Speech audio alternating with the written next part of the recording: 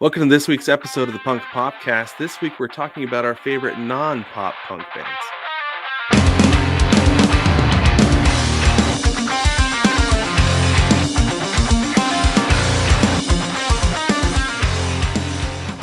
Welcome to another episode of the Punk Popcast. We're going to shed the punk pop a little bit this week, okay? Because Jason and I decided we wanted to let you the listeners, kind of get to know us a little bit and some of our other music tastes beyond pop punk. So we're going to be talking about some of our favorite non-pop punk bands, and we're going to mix up the formula here just a little bit. I'm going to take the entire first segment for myself to talk about one of my favorite bands, and then Jason will take the whole second segment for himself to talk about one of his favorite bands. So here we go. I'm going to lead us off here. I'm very excited about this. I've been looking forward to this ever since Jason suggested it, because this is my absolute favorite band ever of all time, Incubus. And I know, Jason. I know not everybody loves Incubus. I know. There's the whole Hoobist Incubus thing, right? Like I get it. It's fine. It's not for everybody, but for me, it's like takes me to my happy place, and kind of like when I realized after listening to Incubus for like 20 something years, I got to this point. I went to work one day. I did not want to be there. I was in a terrible, terrible mood, and I turned on Morning View, and immediately, I was like, it's gonna be a good day. It's gonna be a good day. And I think that was the moment where Incubus went from like top 3 or 4 in my book to like number 1, because no other band has ever done that for me, like that quick, like that. So now the challenge, Jason, for me was picking just 3 Incubus songs. Now, because I could have just gone Morning View and gone there and just gone down the track list, because in my opinion, that is the greatest album ever released.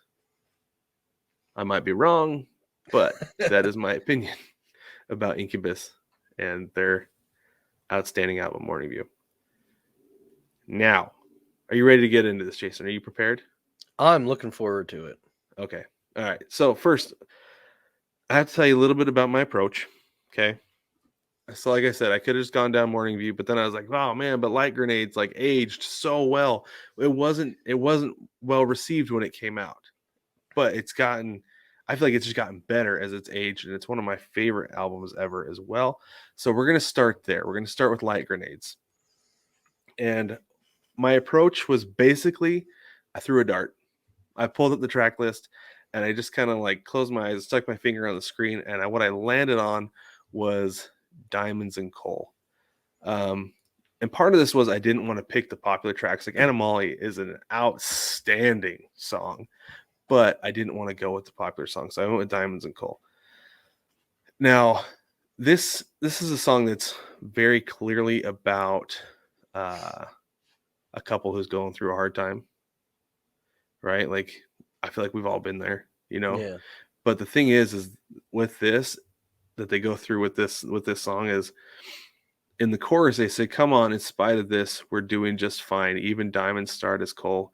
Give us some time to shine. Even diamonds start as coal." That it's the hard times, it's the rough things, it's the terrible things that we go through that make us better, right? And it can be a relationship, it can just be life in general, that when you look back on the hard times, like, man, I came out of that way better. That it takes, thousands of millions of years of heat, pressure, and whatever else to turn coal into diamonds, right?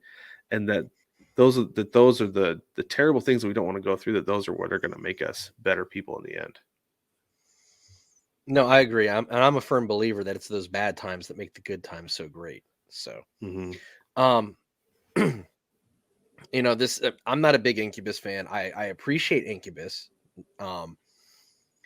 but in listening to this song, I thought it was really great. That chorus is outstanding, and it seems almost it's different than I would say most Incubus songs are.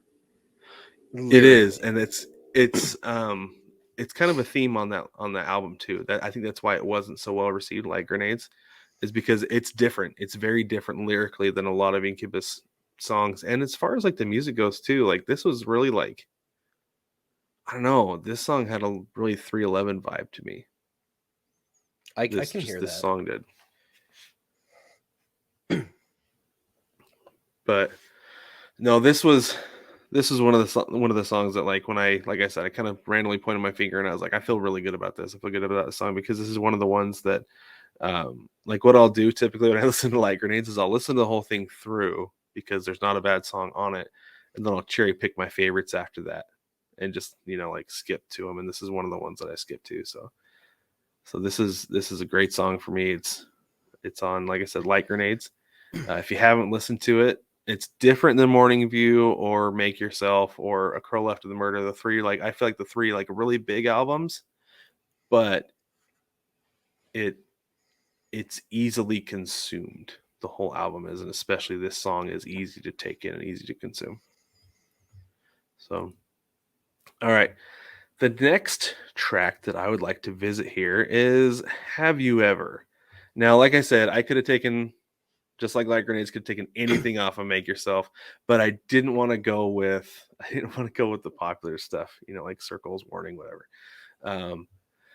But this song, another easily consumed song, and I think that's one of the things about Morning View is the whole thing, top to bottom, front to back, is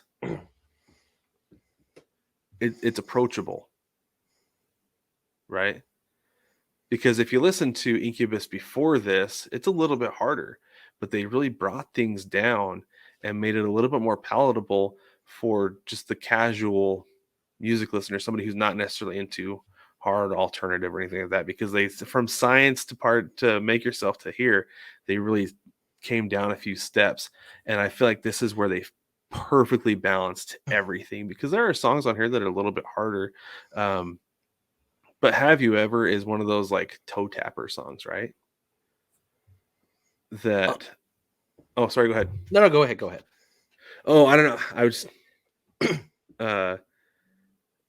it's just one of those songs. Like, the chorus is, have you ever tried to step in my shoes? Have you ever tried to balance that beam?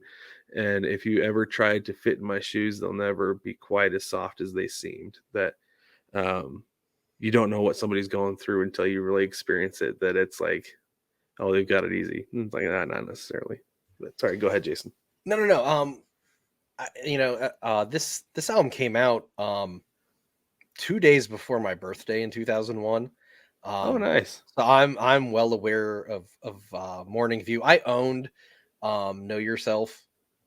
Make Yourself. Thank you. And lyrically, Morning View is a far more accessible album. Mm-hmm. I mean, just talking about Pardon Me on Make Yourself, they're talking about self-combustion. They're talking about Geller bending silver spoons. Like, I don't want to say it's nerdy, but it's coming from a very intellectual place. Well, I mean, their album before that was called Science. So, right. Like, I think that they were just like, maybe we're not relatable. Well, outside of Drive, which was everywhere. I still am not sick of that song, by the way, which is what is it with songs that were singles in 2001 just being, like, overplayed beyond belief? We just talked about in a previous episode The Middle. We just talked about the Flavor of the Week. Even though Drive was released in 99, it was a single in 2001. Maybe it's was like a bad year for music, and there just wasn't a whole lot going on, and it's like, well, you gotta just, like, recycle what we've got, because it is the year Yellow by Coldplay came out. It was an omen. Well, there you go. And that's why we needed Drive. We had to balance it.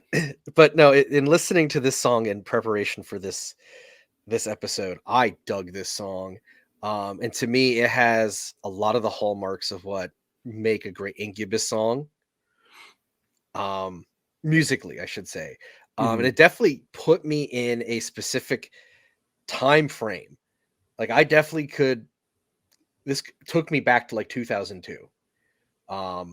Practicing for soccer, because we would play music when we practiced, and this probably was a song that was played and I didn't realize it.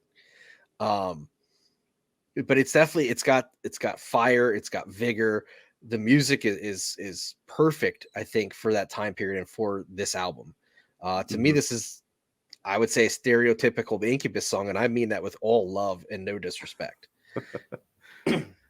Yeah, it is, and it's like I said, it's all so easy to listen to and just, like, so palatable that It's awesome. I love every little bit of it. But nothing compares to this next song.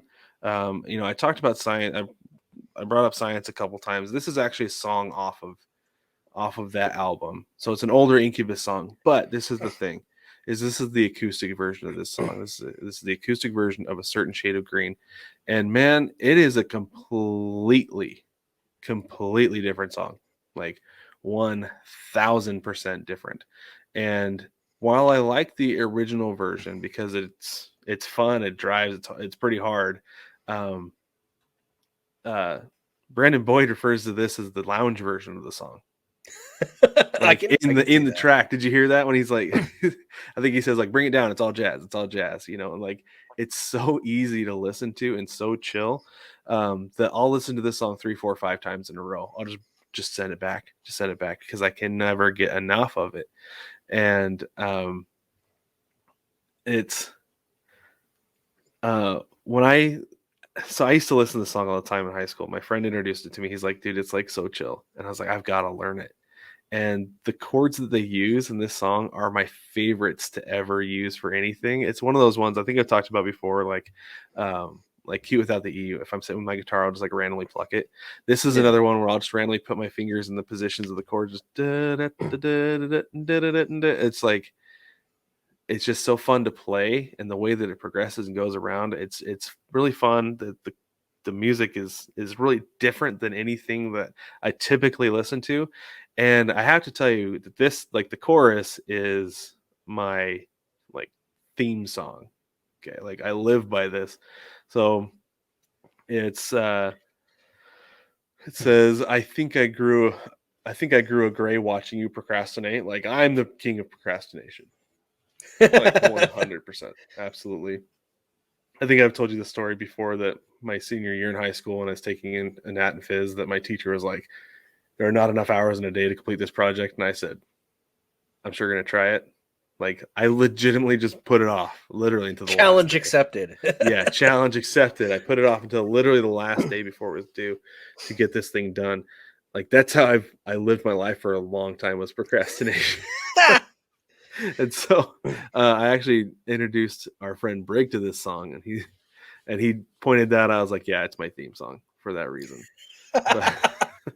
But one more thing about the lyrics to this song that I think is funny is like how old this song is, how much it's aged. Is the beginning of the chorus is, "Are you gonna stand around until 2012 AD?" It's like, oh my gosh, 10 years ago, Jason. And we're still here. I know. It was I not the know. end of days. It was not the end of days, but that this song, like, so long ago, when I first heard it, I was like, oh my gosh, that's so far away. Ugh. 10 So years I went ago. ahead and I listened to both the original version and the acoustic version. Uh-huh. Um, and listeners will find out why later on in this episode why I did that. Um, it's both are great songs, and I have to Yeah. agree with you. I think this is the acoustic version is probably the better version. Hmm. Not taking anything away from the original, it's just it hits on a different wavelength, and it's so good. Yeah. Yeah. I was first introduced to the original version of the song. My friend was like, he's like, dude, this is like old Incubus. This is way different. And then we stumbled across that acoustic version on Kazaa, and we were just like, oh my gosh, this is like next level stuff. And that was when we first started trying to get as much acoustic Incubus as we could, because we were like, what else have they done amazing things with an acoustic guitar? But anyway, so those, sorry, go ahead. No, before we go, I think we gotta. You mentioned, would you say Incustank earlier? Hubus Incubus. Okay. Well, there's also another band that came from Incubus that gets no love that I'm a big fan of their only album was Audio Vent. Brandon Boyd's Yeah, brother was the singer for Audio Vent.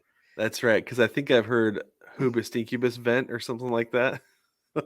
And I'm sorry, that what I think it was Dirty Sexy Nights in Paris. That album is killer. And Is it? it never got enough love. And 20 years later, I still played The Energy, which was like the single from that song. I still Okay. play it, and I think it holds up It's a great song. Highly recommendation. I'll have to check it out for sure. Okay, with that, we're going to take a quick break, and Jason's going to come back and dazzle us with his band. 9 Plus Us presents the Baseball Together podcast with your hosts, Blackjack Brad and Kansas City Little Big Briggy Blue Eyes. Weekly episodes for the entire baseball family where we talk all baseball all the time. Available on all your favorite podcast apps and on YouTube. Come join our baseball family where we do baseball together. The None Sports Podcast is the home of sports talk for everyone. Every other week you can catch David and Jason as they talk about all things sports, from current events to classic moments and everything in between. You can find the None Sports Podcast on Anchor.fm, Spotify, Apple Podcasts, Stitcher, Podcast Addict, and more. Please don't forget to subscribe, rate, and review. Welcome back to the Punk Popcast. Today we're talking about our favorite non-pop punk bands, not just albums, but bands. Jason is going to tell us now about his favorite band. Go ahead, Jason, take it away. Okay, so I had mentioned this band briefly in our obscure pop punk song episode. When I was talking about Soul Crackers' Too Hard, Too Far, I mentioned that the other band, the band that won this show called Bands on the Run on VH1 back in 2001 was Flickerstick. Mm-hmm. I am a very big Flickerstick fan. I'm been part of the reunion group on Facebook since 2009. The band is actually reuniting in June of this year. I'm not making it. And I've come to peace with that because I know that they're going to be releasing a DVD of the reunion show. But it is a band that, for those of us who discovered them on this TV show, we love them. And I think because they were on a TV show, we got to see them as people, not just a band. It just created a different kind of fandom for them, I guess you would say. So like I told you I had a prop. This is the re-released vinyl double LP of Welcoming Home the Astronauts. It is their debut album. It is Nice. the major label version. I don't know if you can see this. I have number 367 of 600. Yep. Nice. That's cool. That's really cool. I'm a big fan. I may not be making it to Dallas for the reunion, but I'm a big fan. They're so outside of what I would normally listen to at that time frame. But I just fell in love with the songs immediately. I would say outside of Fall Out Boy, no other band has had a bigger impact on me as a songwriter than they did. And I highly recommend them to everyone. I think had things gone differently, they would have been one of the biggest bands ever. Real quick backstory. On 9/11/2001, they were supposed to play their showcase for Epic Records at Irving Plaza in New York City. That never happened. Yeah, that's a big deal.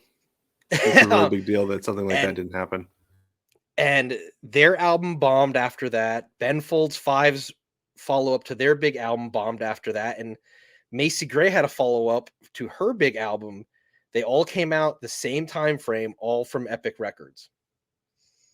And it was all because of the events that happened, unfortunately. Not making light of what happened, just saying that the timing of all these things. I mean, it is legitimately a domino effect of things like that. I mean, there were a lot of things that happened. It happened or didn't happen because of 9/11. We're still feeling the effects of it, right? I mean, anytime you go to the airport, you feel the effects of it. You may not realize it or remember it, but it's the way it goes. So getting into the songs, the way I did this was I picked the song that was a hit because it was a hit on the rock charts in 2001. It was in the top 20. I picked my favorite song, and then I picked the band's favorite song. So I'm going to start with Beautiful. That was in the top 20 of the hard rock or the modern rock charts in 2001, late 2001. I've always liked this song. It's a super catchy song, I think, to me. And it's definitely, to me, one of the songs that kind of shows the highlights of the band musically and lyrically. You've never heard of them until this episode, so I'm kind of intrigued on what you thought of these songs as well, because I could fanboy over them all night. Yeah, so my first impression was this is not what I was expecting from Jason.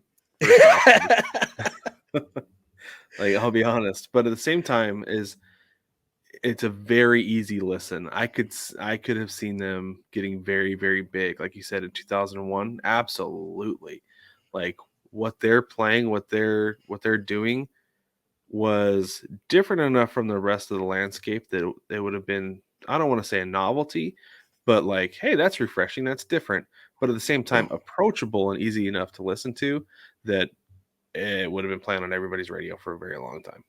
I absolutely agree with you on that. Yeah, I think so. And so I had the Epic Records version, and I also had the original independent release. And they're two different albums musically. Oh, I'm just sure. based Yeah. on how it was remixed and redone. And I think this song was one of the ones to benefit from that. Because it has just a different, it has a bit of a harder tinge to it. I've always loved that post bridge. And I know, and I feel that I could learn to hate just like you. I know, I feel that you could learn to love just like me. That to me is that yin and yang of a relationship. And I think that's just a really great, realistic kind of take on a relationship. Like we have these differences, but we can learn from each other to coexist. Yeah, and for me, I was actually hooked as soon as I first heard the first line. You could be the devil in my bed, you could be the angel in my head. That I feel like that's a good, like you said, the yin and yang. You know, the contrast. I feel like that's a good line and a good lead in, good first impression even for this band that I had never listened to before. So my next pick is my personal favorite, and I'm so sorry if you did listen to every version of the song to find which one works for you. But this is going to be Coke. I have loved this song since I first heard it on the original independent release. It's a song, their music in general has grown with me over the years. And both of these songs are on Welcoming Home the Astronauts. So studio wise, there's two versions of the song, because the original independent release is Come On, I'd Like to Buy the World a Coke and Lie Here Naked with My Girl. And the Epic Records version is Come On, I'd Like to Buy the World a Coke and Lie Here Taken with My Girl. Because Sony and Epic were afraid of getting sued by Coca-Cola. I mean, it's a valid concern, right? You don't want to paint that picture necessarily and have the brand be like, excuse me, no, take all of that back, or give us all of the money. I think it'd be refreshing to have a Coke and sorry, I can't even. You're not wrong, but I mean, I could see Coke generally has a family-friendly image, right? Like that's kind of the thing they go for. So I get it, and I also get your side of the argument, but it's one of those little things with the music industry that you kind of have to think about sometimes, I can remember, and I don't know if your school had this. My school had this thing called Channel 1. Every morning, it would air like 15-minute news segments. And back when we watched it in school, we had like Maria Menounos doing it. So, anyway. There you go. Oh, no, what we had was like 10 minutes of like student made, like it was like a student news channel. Like this was something that like came in from like CNN, but it was for like schools. It was called Channel 1. Oh, that's cool. And the one day, like all my friends heard ad nauseum about Flickerstick for me, and heard the songs because of me. So then the one day in Channel 1, the end of Coke played. And as soon as I walked out, like everyone's like, Jason, did you hear? And I'm like, I watched the same thing you guys are watching in homeroom. I'm aware. But it's funny because there's other people in this Flickerstick group on Facebook that have the same, like they were watching it too. So it's like this weird, like we all kind of have these same memories. What were your thoughts on this song being new to this band? So you pointed that part of the chorus out to me, right? So that was something I was really listening to. And I didn't notice it at first I think it was my second listen. I think it was the second time through that I was like, "Oh, there it is! Like that's what he's talking about right there." Because the one that I listened to was where they had Taken instead. Okay. But no, it is. I mean, it was really the same thing. That it was. It's really easy to listen to. It's really approachable and pretty laid back. It's pretty chill, like really low key music. Um, and one of the things like this, I feel like this line right here paints a perfect picture for the sound of the music. The celebration ends without a sound. That we've all been in that situation, so you know what that sounds like. And Yes. it's kind of that easy feeling, right? That like I'm not really one for parties or get-togethers or things like that. And so when it quiets down, finally, I'm like, yes. And that's the feeling that I get when I listen to it is just nice and easy. Because a lot of what I listen to during the day is not nice and easy. It's a little more driving to get the brain flowing a little bit better, you know? My favorite line in this song is in the same verse, actually. I love because in the end, the dreams you dream are all you ever were. I thought that was such a great, like, powerful line then. I still love it now. I think this is, this is an album I've been listening to for 20 years and it stays in my regular rotation. I'm so happy it's on Spotify finally, and I don't need to continue because it wasn't for a long time because they had a dispute with Epic Records to get the rights to the album to put it on streaming. It had been in limbo for like 20 years ever since they left Epic Records. So I was using a Windows media file from 2001 that I ripped off my computer when I bought the CD on my phone now. That's crazy. So I have a really clear version of it now. There you go. This is my favorite song off the album out of all their albums. I think this is just a great song, and I think it's the hit that would have been. I think this would have been huge everywhere. Yeah, and I could see that. I could definitely see how that would be a big hit. And then my final one is off of it's their Madagascar and Back EP, which was a DVD and then like a few songs on an EP. And it's also on their recently released When We Were Young Rarities and B-Sides album. It's called Blue. So this is the band's favorite song that they ever did. I like it. I love the build. The build is classic Flickerstick. If you ever go out of your way to listen to Direct Line to the Telepathic or Execution by Christmas Lights, which is a fantastic song, or Bleeding, they do these epic songs that just build and until they cap off and it explodes. And this is, I think, probably the best one out of all of them. Yeah, that was my big takeaway with this one was the way that it built, the way that it crescendoed throughout. And I've said before, I really like a song that can like build and then maintain it.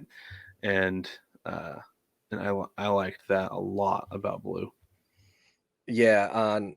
Ironically, we both had songs that talked about walking on razor blades. Because Diamonds and Coal had a line about walking on razor blades. It did. And yeah, Blue has right. a line about I'll be walking on razor blades for you. And that chorus, because love always turns you blue. How spot on is that at the end of the day? Yeah, it is. It's a perfect depiction. It's a perfect explanation of the way things work, the way things go. And it's not like the one explanation, but you know what I mean? Like it does like it can make it hard to breathe. It can make you feel like, yeah, you're turning blue because if you don't have that person there, then what do you have? You know? Yeah. So yeah, it's perfect. It's perfect. It's an absolutely perfect explanation. And for the record, they have harder songs, they have faster songs. I just went with the ones I thought people would know, people would appreciate, and the band felt represent them at their best. I highly recommend it's on YouTube watching Bands on the Run because these guys do not act the way you would think they do. They act like total rock stars. They're sloppy drunks. They're loud. They're obnoxious. But my God, They stole America's heart when they were on that show for the brief time that show was on the air, because they were so. They came across as genuine on a show where it didn't seem like a lot of people were genuine. Yeah, it makes a big difference. So that's cool. But that's my one of my favorite non-pop punk bands is Flickerstick, and hope anyone listening, check them out. They're a really great band and deserve some love. Awesome. Right on. Well, let us know what you think about our favorite non-pop punk bands, and let us know and share with us yours. Like, who do you like to listen to when you're not listening to the genre? Do you throw on Adele? Like, who do you love? What do you like to listen to? When are you rolling in the deep? Yeah, like, is that how you roll? Do you roll in the deep? But anyway, hit us on Twitter at Punk Popcast, or at Punk Popcast. Sorry, not at Punk Popcast. You can get me at Jojo Cornrow, and you can get Jason at X Jason Dag X. Very good, excellent. Thank you again for joining us and for getting this little peek behind the curtain of some of the music we listen to. We're not listening to pop punk, and we'll get you next week. Peace.